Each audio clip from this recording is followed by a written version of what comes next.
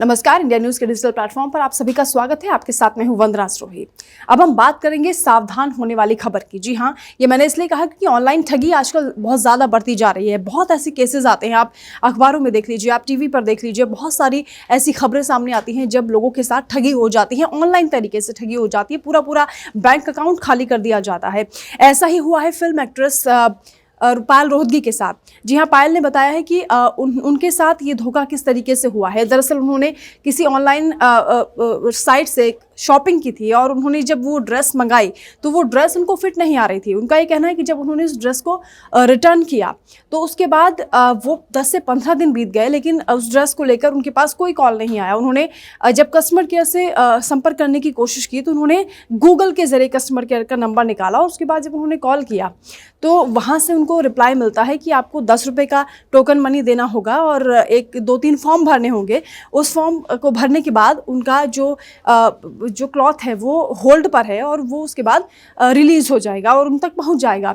पायल ने सोचा कि ठीक है, 10 रुपये में क्या जाता है। उन्होंने वो फॉर्म भर दिए, लेकिन उस फॉर्म में उन्होंने सोचा कि मैं पेटीएम के ज़रिए या फिर फ़ोनपे के ज़रिए ये 10 रुपये फिल कर देती हूँ। लेकिन उनको कस्टमर केयर की ओर से बताया गया कि उनको फॉर्म में जैसा कि अकाउंट डिटेल्स देने के लिए बात कही गई है तो अकाउंट डिटेल में ही उनको 10 रुपये जमा करने होंगे।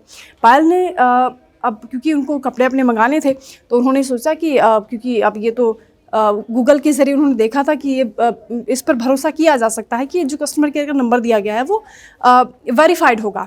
लेकिन उनके साथ धोखा इस तरीके से हुआ। उन्होंने अकाउंट डिटेल शेयर कर दी उसमें और उसके बाद तुरंत उनके पास OTP के ज़रिए जब मैसेज आता है तो 10 रुपये की जगह 20,200 कुछ रुपये उनके अकाउंट से निकल गया और तुरंत वो समझ गई कि ये उनके साथ फ्रॉड हो गया। उन्होंने आगे कंप्लेन की है, लेकिन अभी तक उनकी शिकायत पर अनदेखी की जा रही है। उनका कहना है कि लापरवाही बरती जा रही है और अभी तक उनको ना तो उनका क्लॉथ वापस मिला है, ना ही उनके अकाउंट से जो पैसे गए हैं वो भी वापस मिले हैं।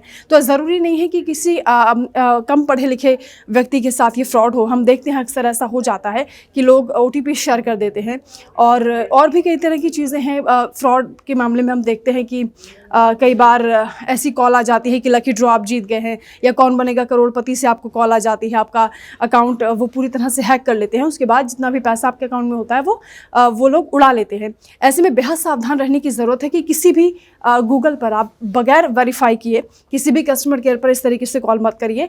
और अगर आपको कहा जाता है कि किसी भी ज़रूरत के लिए अकाउंट डिटेल अगर आपको शेयर करनी है तो आप केवल बैंक से सीधा संपर्क करिए या फिर ब्रांड में जो आपको कंपनी का कॉल दिया जाता है आप केवल उन पर ही यकीन करिए। इस तरह से फ्रॉड बहुत ज़्यादा हो रहा है तो आपको सावधान रहने के लिए बहुत ज़रूरी है कि आप इन सब चीज़ों से बचें और OTP किसी भी कीमत पर शेयर ना करें।